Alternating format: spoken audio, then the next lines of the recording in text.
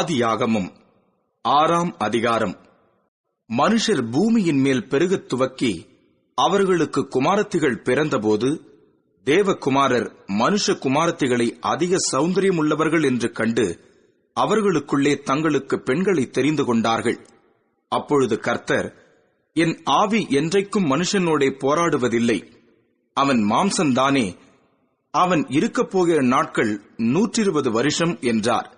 அந்நாட்களில் ராட்சதர் பூமியிலே இருந்தார்கள். பின்பு தேவகுமாரர் மனுஷ குமாரத்திகளோடே கூடுகிறதினால் இவர்கள் அவர்களுக்கு பிள்ளைகளை பெற்றபோது இவர்களும் பூர்வத்தில் பேர் பெற்ற மனுஷராகிய பலவான்களானார்கள். மனுஷனுடைய அக்கிரமம் பூமியிலே பெருகினது என்றும் அவன் இருதயத்து நினைவுகளின் தோற்றமெல்லாம் நித்தமும் பொல்லாததே என்றும் கர்த்தர் கண்டு, தாம் பூமியிலே மனுஷனை உண்டாக்கினதற்காக கர்த்தர் மனஸ்தாபப்பட்டார். அது அவர் இருதயத்துக்கு விசனமாயிருந்தது.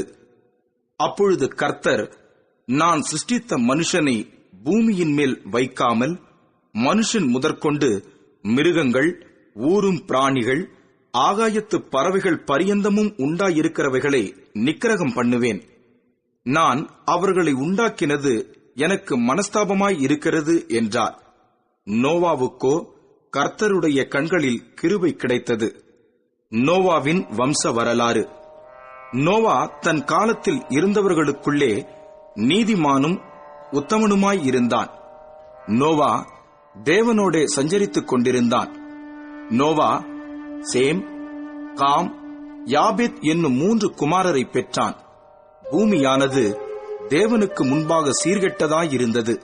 பூமி கொடுமையினால் நிறைந்திருந்தது.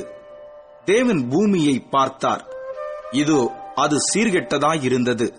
மாம்சமான யாவரும் பூமியின் மேல் தங்கள் வழியை கெடுத்துக் கொண்டிருந்தார்கள். அப்பொழுது தேவன் நோவாவை நோக்கி, மாம்சமான யாவரின் முடிவும் எனக்கு முன்பாக வந்தது. அவர்களாலே பூமி கொடுமையினால் நிறைந்தது.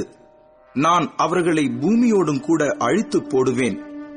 நீ கொப்பேர் மரத்தால் உனக்கு ஒரு பேழையை உண்டாக்கு. அந்த பேழையிலே அறைகளை உண்டு பண்ணி அதை உள்ளும் புறம்புமாக கீழ்பூசு. நீ அதை பண்ண வேண்டிய விதம் என்னவென்றால், பேழையின் நீளம் 300 முழமும் அதன் அகலம் 50 முழமும் அதன் உயரம் 30 முழமுமாய் இருக்க வேண்டும். நீ பேழைக்கு ஓர் ஜன்னலை உண்டு பண்ணி மேல்தட்டுக்கு 1 முழ தாழ்த்தியிலே அதை செய்து முடித்து பேழையின் கதவை அதன் பக்கத்தில் வைத்து கீழ் அறைகளையும் 2ஆம் தட்டின் அறைகளையும் 3ஆம் தட்டின் அறைகளையும் பண்ண வேண்டும். வானத்தின் கீழே ஜீவ சுவாசமுள்ள சகல மாம்ச ஜந்துக்களையும் அழிக்க நான் பூமியின் மேல் ஜலப்பிரளயத்தை வரப்பண்ணுவேன். பூமியிலுள்ள யாவும் மாண்டு போம். ஆனாலும் உன்னுடனே என் உடன்படிக்கையை ஏற்படுத்துவேன். நீயும் உன்னோடே கூட உன் குமாரரும் உன் மனைவியும் உன் குமாரரின் மனைவிகளும் பேழைக்குள் பிரவேசியுங்கள். சகலவித மாம்சமான ஜீவன்களிலும் ஆணும் பெண்ணுமாக வகை ஒன்றுக்கு ஒவ்வொரு ஜோடு உன்னுடன் உயிரோடே காக்கப்படுவதற்கு பேழைக்குள்ளே சேர்த்துக்கொள். ஜாதி ஜாதியான பறவைகளிலும் ஜாதி ஜாதியான மிருகங்களிலும் பூமியிலுள்ள சகல ஜாதி ஜாதியான ஊரும் பிராணிகளிலும் வகை ஒன்றுக்கு ஒவ்வொரு ஜோடு உயிரோடே காக்கப்படுவதற்கு உன்னிடத்திலே வரக்கடவது.